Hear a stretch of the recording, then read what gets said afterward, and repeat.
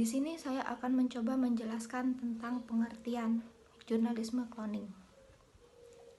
Jurnalisme cloning merupakan kegiatan yang dilakukan para jurnalis dengan menukar sumber berita untuk dijadikan produk jurnalisme. Para jurnalis biasanya membagikan hasil rekaman, wawancara, video, ataupun gambar. Dalam Kode Etik Jurnalistik, Wartawan Indonesia di pasal 12 menyebutkan bahwa wartawan Indonesia tidak melakukan tindakan plagiat, tidak mengutip karya jurnalistik tanpa menyebut sumbernya. Istilah jurnalisme cloning awalnya hanya berkembang dalam lingkungan atau komunitas wartawan. Kemudian berkembang luas ke tengah masyarakat hingga ke perguruan tinggi.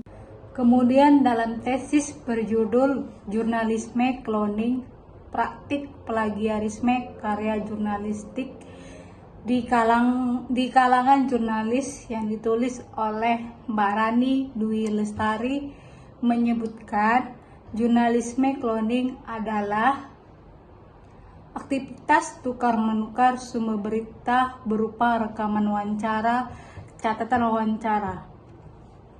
Bagi seseorang wartawan atau jurnalis yang melakukan praktek jurnalisme cloning, perbuatan tersebut adalah pelanggaran terhadap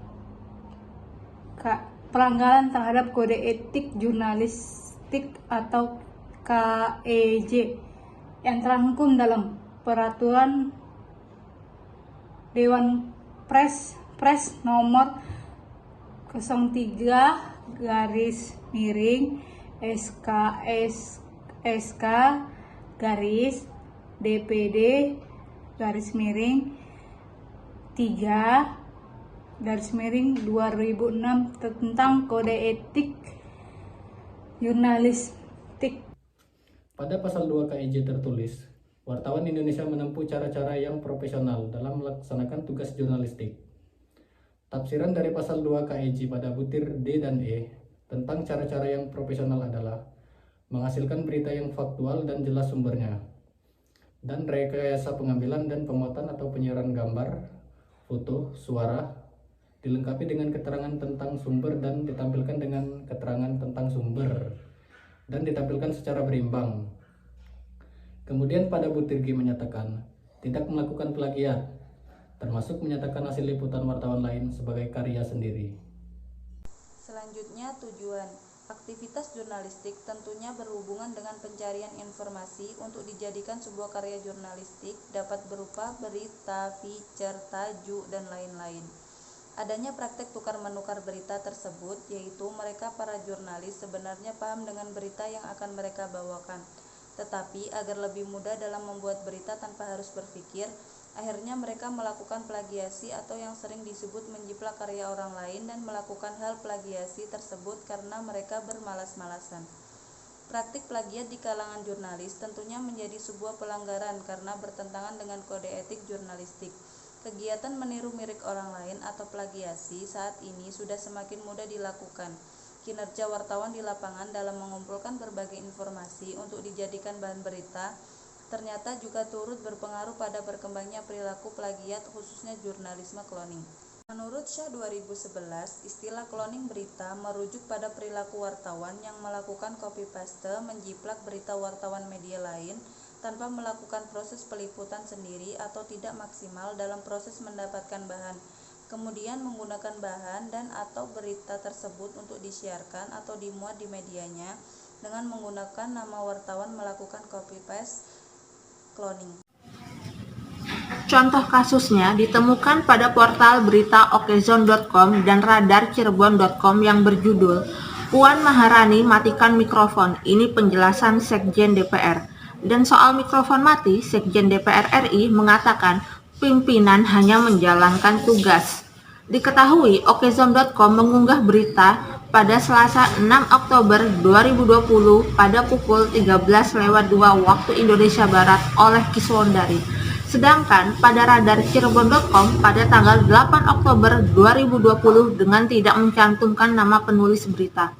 hanya terdapat keterangan YUT atau S atau DPR di akhir berita tanpa adanya sumber. Hal tersebut juga dilakukan oleh radarcirebon.com. Hanya saja, pada awal paragraf radarcirebon.com mengatakan, diksi yang berbeda seperti pada penyebutan meluruskan yang berbeda dengan okezone.com yang memakai kata menjelaskan. Kemudian, terdapat kalimat saat menjelaskan mikrofon mati pada saat fraksi Partai Demokrat menyampaikan interupsi dengan mikrofon yang dimatikan oleh pimpinan DPR, sehingga memungkinkan kesalahpahaman atas maksud yang sebenarnya.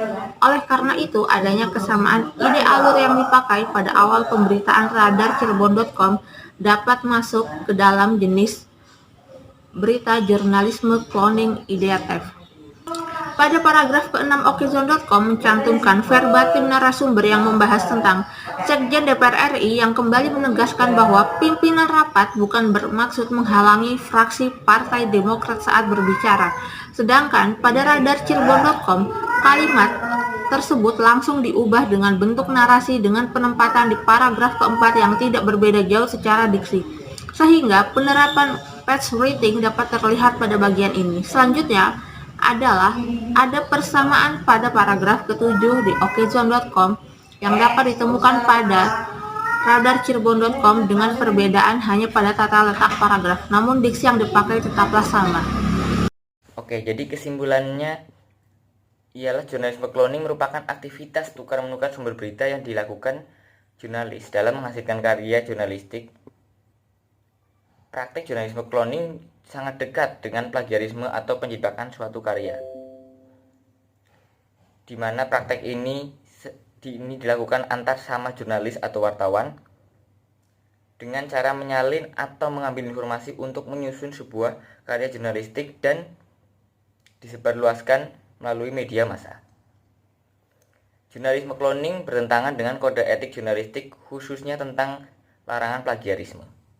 Namun, praktik cloning berita harus berkembang dan menjadi semacam budaya yang sering dilakukan oleh para jurnalis yang malas.